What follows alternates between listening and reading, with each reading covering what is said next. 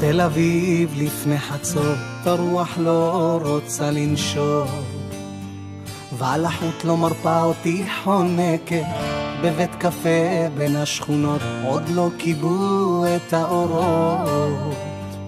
על כיסא ישן לבדי יושבת, אני לא בטוח מה לומר, אם כדאי בכלל לגשת לסגת.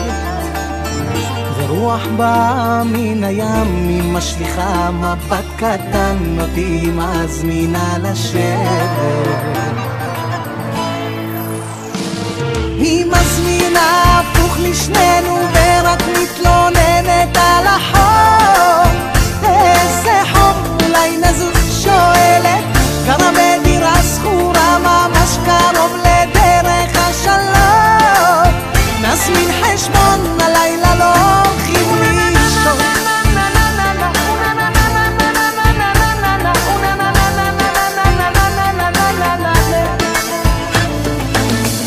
בתל אביב אחרי חצות עולים בחדר מדרגות, מוציאה מפתחות, פותחת דלת, שולחן קטן, שתי קורסאות, שואלת מה תרצה לשתות.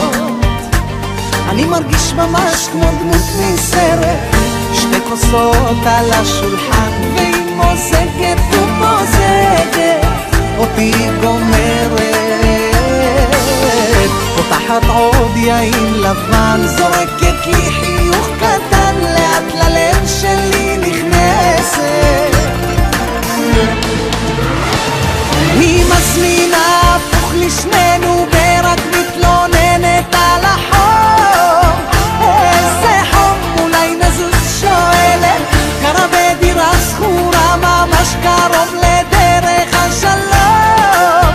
נזמין חשבון, בין כל מה שקורה בינינו מדליקה מזגן בגלל החום.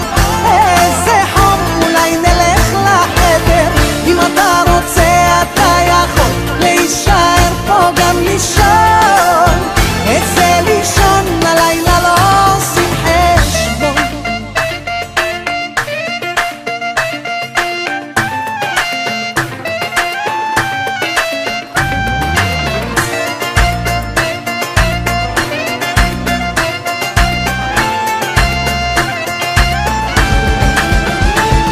היא מזמינה הפוך לשנינו ורק מתלוננת על החום. איזה חום, אולי נזוז, שואלת, גרה בדירה שכורה ממש קרוב לדרך השלום.